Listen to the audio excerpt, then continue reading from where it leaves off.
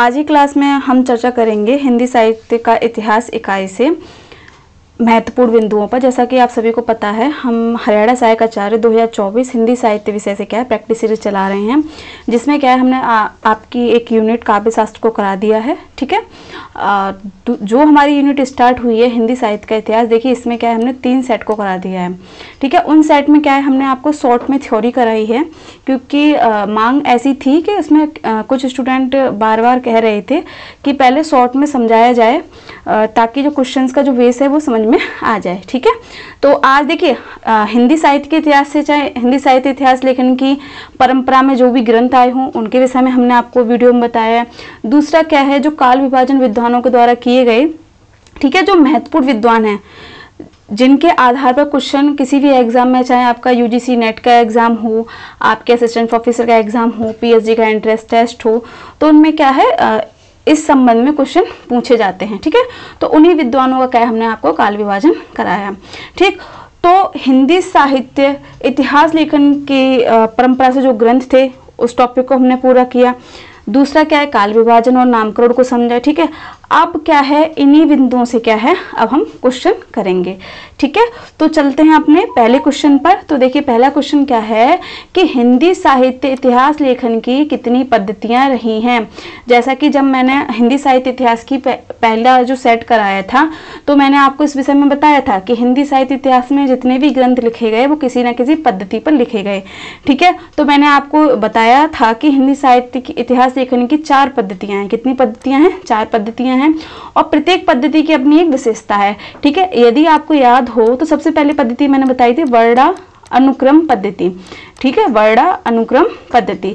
इस पद्धति का प्रयोग किस रूप में होता है? देखिए जैसा कि आपको समझ में आ रहा होगा, वर्णानुक्रम का तात्पर्य क्या है, जिस विद्वान ने इस पद्धति के द्वारा साहित्य को लिखा है, ग्रंथ को लिखा है, तो उसमें जो साहित्यकारों का विभाजन किया है वो कैसे किया है? वर्ण के आधार पर। ठीक है, वर्ण के आधार पर। जैसे किसी का नाम का से स्टार्ट हो रहा है तो पहले उन्होंने का को रखा, फिर खा को रखा, फिर गा को रखा, फिर घा को रखा। समझ आ रही है? तो ये सारी चीजें। दूसरा जो पद्धति है वो कैसी है? काल अनुक्रमी पद्धति। ठीक है, काल अनुक्रमी पद्धति।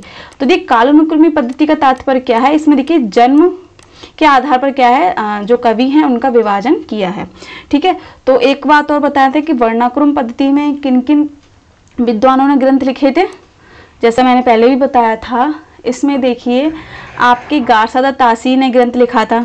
गारसादा तासी याद है या भूल गए? गारसादा तासी हिंदी साहित्य का पहला इतिहास ग्रंथ है जिसका नाम है इस्तवार द लॉ लिटरेटरी एंड ए हिंदुस्तानी, है ना, फ्रेंच भाषा में लिखा गया था। दूसरा क्या है? शिव सिंह सेंगर का शिव सिंह सरोज। ठीक है, आपको ये चीजें याद हैं? शिव सिंह सेंगर का शिव सिंह सरोज। शिव सिंह सरोज भी क्या है इसी पद्धति के आधार पर लिखा गया। ठीक है, शिव सिंह सेंगर जी ने भी देखिए जिन कवियों का या लेखकों का वर्णन किया है उन्होंने भी क्या वर्ण के आधार पर किया है।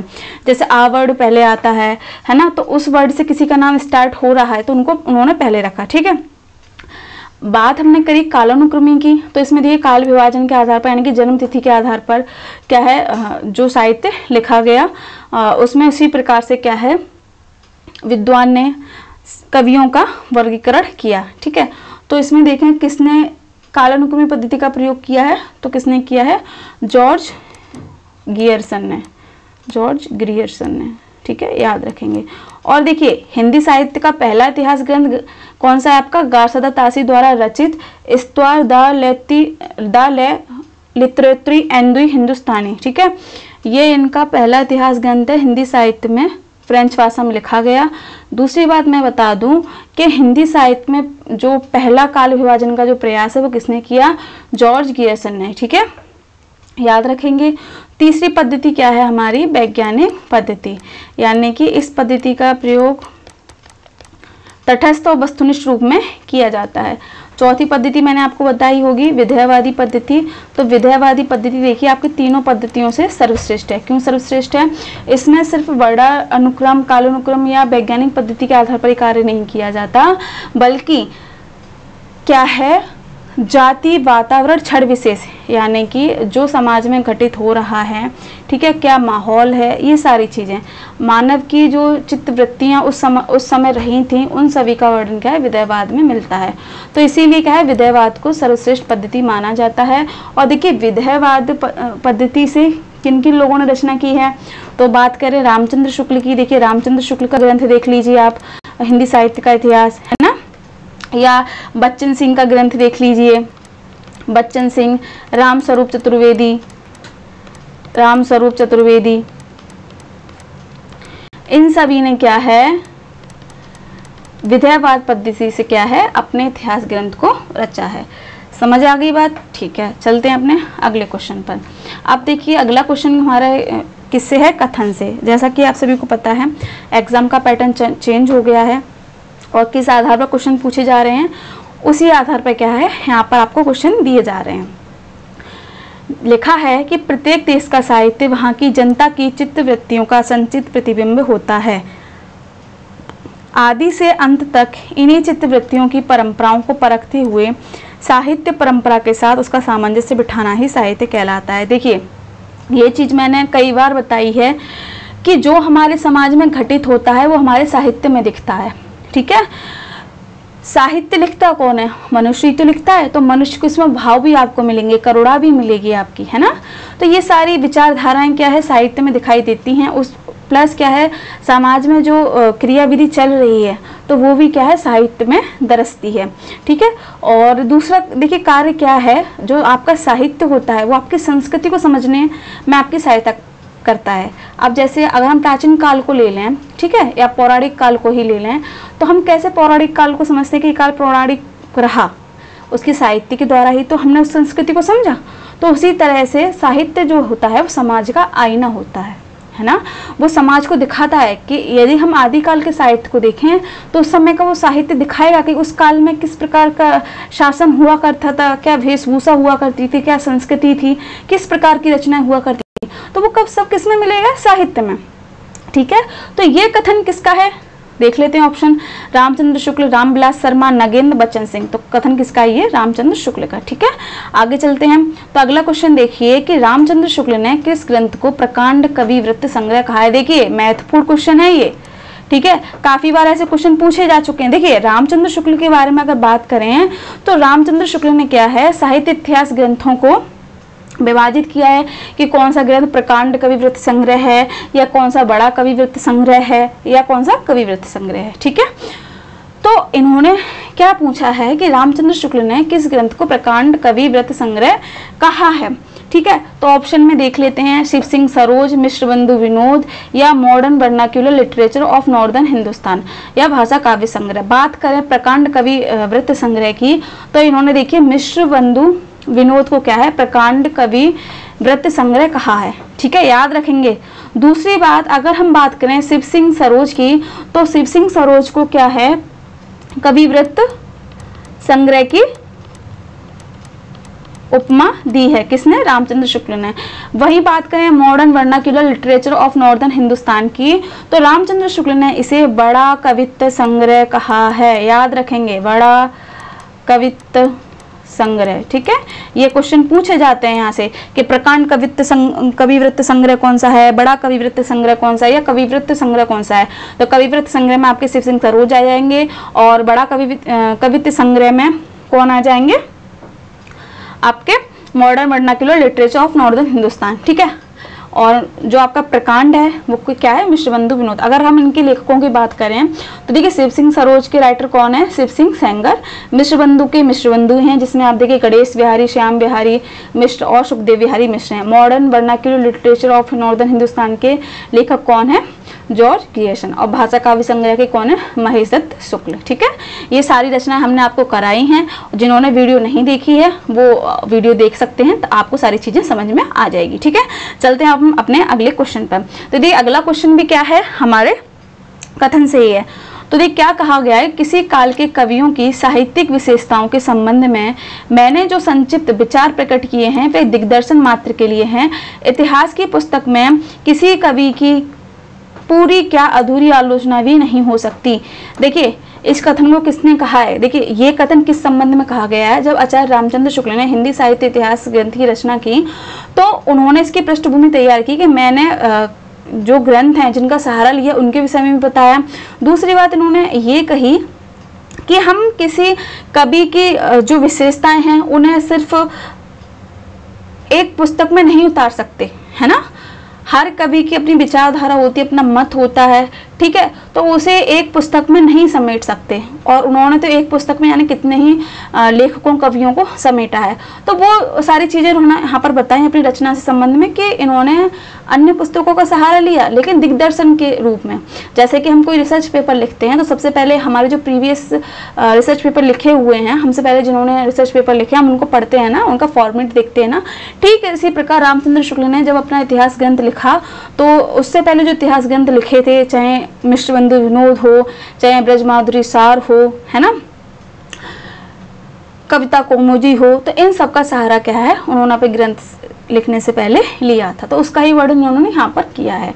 तो देखिए ये चीज़ आप ध्यान में रखेंगे। देखिए इसमें से 2 कथन पूछ लिए जाते हैं। देखिए पहला तो ये कथन यही बनना है कि किसी काल के कवियों की साहित्यिक विशेषताओं के संबंध में मैंने जो संचित विचार प्रकट किए हैं वे दिग्दर्शन मात्र के लिए हैं।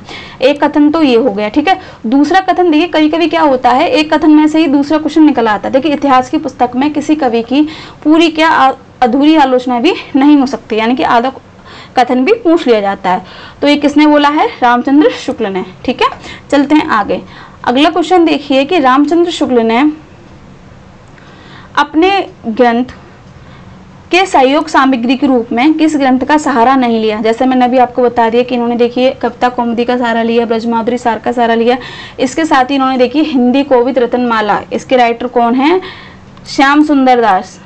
कौन है, श्याम सुंदर दास, ठीक है। और कविता कौमुदी के कौन है, राम नरेश त्रिपाठी। राम नरेश त्रिपाठी। ब्रजमाधुरी सार के कौन है, वियोगी हरि, ठीक है। और शिव सिंह सरोज के कौन है, शिव सिंह सेंगर, ठीक है। तो इन्होंने किस ग्रंथ का सहारा नहीं लिया है, शिव सिंह सरोज का, ठीक है। बाकी इन्होंने देखिए हिंदी कोविद रत्नमाला का भी सहारा लिया, कविता कौमुदी का लिया, ब्रजमाधुरी सार का लिया। इसके साथ ही इन्होंने देखिए मिश्रबंधु विनोद जो ग्रंथ है उसका भी सहारा क्या है इन्होंने अपने ग्रंथ के लिए लिया, ठीक है। चलते हैं आगे। अगला क्वेश्चन देखिए, आधुनिक काल में गद्य का आविर्भाव सबसे प्रधान साहित्यिक घटना है। यह कथन किसने कहा है, नगेंद्र ने, रामविलास शर्मा ने, रामचंद्र शुक्ल ने, राम कुमार वर्मा ने। तो ये किसने कहा है, रामचंद्र शुक्ल ने।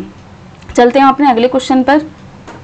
अगला क्वेश्चन देखिए क्या कह रहा है कि हिंदी साहित्य का इतिहास लेखक गासादा तासी था, यह निर्विवाद है। यह कथन किसने कहा। देखिए यहाँ पर एक विद्वान है, उन्होंने ये बात कही कि हिंदी साहित्य इतिहास लेखन में पहला ग्रंथ गासादा तासी का ही था, ठीक है। तो जो पहला हिंदी साहित्य का जो लेखक है वो गासादा तासी निर्विवाद है, इस पर कोई विवाद नहीं हुआ है। किसने कहा है, मैनेजर पांडे ने, रामचंद्र शुक्ल ने, या फिर नलिन, यहाँ में प्रिंट हुआ है, नलिन विलोचन शर्मा ने, या फिर नगेंद्र ने।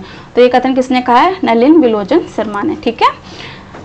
चलते हैं आगे। अगला देखिए कथन, वस्तुतः वे पहले व्यक्ति हैं जिन्होंने आचार्य शुक्ल की अनेक धारणाओं और स्थापनाओं को चुनौती देते हुए उन्हें सबल प्रमाणों की आधार पर खंडित किया। निश्चय ही आचार्य द्विवेदी हिंदी के सबसे सशक्त इतिहासकार हैं। ये कथन किस विद्वान ने कहा। पहली बात तो ये है कि इसमें क्या है, आचार्य रामचंद्र शुक्ल और हजारी प्रसाद द्विवेदी की तुलना की जा रही है, ठीक है। अगर आप आचार्य रामचंद्र शुक्ल को पढ़ते हो और आचार्य हजारी प्रसाद द्विवेदी को पढ़ते हो, देखिए उनकी विचारधारा और उनके मतों में काफ़ी डिफरेंस देखने को मिलता है, ठीक है। तो ये जो कथन है वो किसके प्रति कहा गया है, हजारी प्रसाद द्विवेदी के प्रति। तो ये किसने कहा है, गणपति चंद्र गुप्त ने, ठीक है।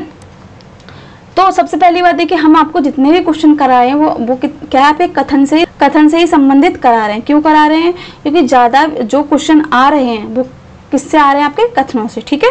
तो हमारा उद्देश्य यही है कि आपको जो महत्वपूर्ण कथन है वो ज़्यादा से ज़्यादा कराए जाएं, ठीक है। चलते अपने अगले क्वेश्चन पर। तो देखिए अगला क्वेश्चन है कि हिंदी के विधेयवादी साहित्य इतिहास के आदम प्रवर्तक शुक्ल जी नहीं प्रत्युत गिरियर्सन है। अब देखिए कथन किसने कहा है कि हिंदी के विधेयवादी साहित्य इतिहास के जो प्रवर्तक, आदम प्रवर्तक हैं वो शुक्ल नहीं बल्कि गिरियर्सन है। तो ये किसने कहा है, नलिन विलोचन शर्मा ने, ठीक है। चलते हैं आगे। अब देखिए द्विवेदी युग को सुधार जागरण काल किसने कहा? जैसा कि मैंने आपको इससे पहले जो क्लास कराई है, जब मैंने नगेंद्र का विभाजन कराया था, तो मैंने इसके बारे में बताया था कि नगेंद्र ने आधुनिक काल का विभाजन बहुत ही अच्छी तरीके से करा है। तो इन्होंने देखिए पुनर्जागरण काल किसे कहा? भारतेंदु युग को कहा है। और सुधार जागरण काल किसे कहा है इन्होंने? द्विवेदी युग को। तो कौन है? नगेंद्र। ठीक है, चलते हैं आगे। मिश्रबंधु विनोद को कितने कालों में विभाजित किया गया है? अगर हम मिश्रबंधु विनोद की बात करें तो इसमें देखिए मिश्रबंधु इनके रचनाकार हैं, ये 3 भाई हैं। ठीक है, नाम मैंने आपको हालांकि बता दिए हैं, गणेश बिहारी मिश्र, श्याम बिहारी, ठीक है, तीसरे हैं सुखदेव बिहारी मिश्र। आपको नाम भी याद होने चाहिए। तो इन्होंने देखिए 4 भागों में क्या है इसका प्रकाशन किया। इसके 3 भागों का प्रकाशन 1913 में हुआ और चौथे भाग का प्रकाशन कब हुआ? 1934 में। ठीक है, तो ये 5 कालों में विभाजित है। ठीक है, चलते हैं आगे। अगला क्वेश्चन देखिए कि हिंदी साहित्य की भूमिका नामक पुस्तक किसकी है? जब मैंने आपको हिंदी साहित्य इतिहास ग्रंथ कराए हैं तो सभी के बारे में कराया है। तो अगर जिन स्टूडेंट ने वो क्लास ली है वो आसानी से बता सकते हैं कि हजारी प्रसाद द्विवेदी ने हिंदी साहित्य की भूमिका नामक पुस्तक लिखी, जिसका प्रकाशन कितना है? 1940 ईस्वी।